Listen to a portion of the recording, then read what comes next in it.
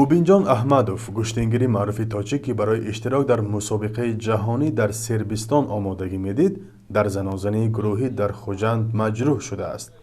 намояндаи раёсати корҳои дохилии вилояти суғд гуфт ин варзишкори 24-соларо бо корд задаанд. пизишкон гуфтанд корд ба шушу ҷигар ва атрофи гурдаи мубинҷон аҳмадов осеб расондааст. аз ҷарроҳии ӯ 1 ҳафта гузаштааст, аммо ҳанӯз роҳ гашта наметавонад. ба иттилои расмӣ ҳодиса шаби 6 декабр баъд аз бозии футбол дар боғи ғалабаи шаҳри хуҷанд рух додааст, вале тафсилоташ рӯзи 14 декабр дастрас шуд.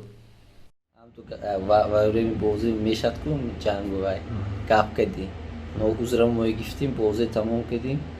як одамаш намедонам анеми бозӣ бурофта рафт, ронда рафту мо наметонистем, ронда рафте хас гифта намедонам чӣ. як одам як 20 кас 25 каса гура омад, мо наметонистем ягон ҷанг ажитатам намекардем. омаде ман ба вай кардам ҳамла кардам. ҳавай каду ябора талпа боғам хораф ки котки зад намедонам. дар ин занозанӣ исроил умаров яке аз дӯстони мубинҷон аҳмадов низ маҷрӯҳ шудааст. ӯ мегӯяд ҳамлаварон ба синну сол аз онҳо хурд буданд ва ғофилгир карданд. ин ба омада аввал ябора ҳамла кард, намехелак шуд. ин намехел зешта кард ба ҳисоби ӯ. худаш зе кард ки бинам уҷу болошанда ягала кас буд. рафта ёрдам метим гумагам мо то котки задам. куҷо омад? Якташ пушту, якташ ёнба. Бекин ба беси.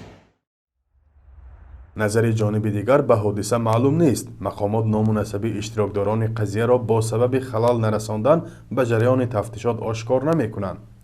масъулони раёсати корҳои дохилии вилояти суғд мегӯянд дар робита ба ҳодиса ба зидди 2 нафар парванда кушоданд. яке аз онҳо 15-сола ва дигаре 21-сола буда расман ба авбошӣ ва қасдан расондани зарари вазин ба саломатӣ муттаҳам мешаванд.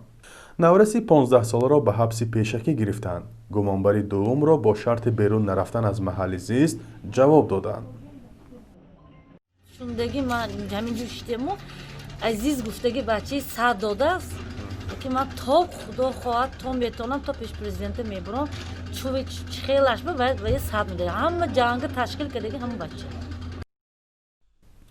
мубинҷон аҳмадов куштингири тарзи юнониву румӣ аст ва бояд аз 12 то 17 декабр дар мусобиқаи ҷаҳонӣ дар шаҳри белгради сербистон иштирок мекард. вай моҳи феврали имсол дар ҳиндустон дар вазни 63 кило мақоми сеюмро гирифта буд. вале ин ҳодиса ӯро на танҳо аз ширкат дар мусобиқаҳои баъдӣ маҳрум кард, балки шояд барои муддате аз пой афтон. фарзон муҳаммадӣ, радиои озодӣ, шаҳри хуҷанд.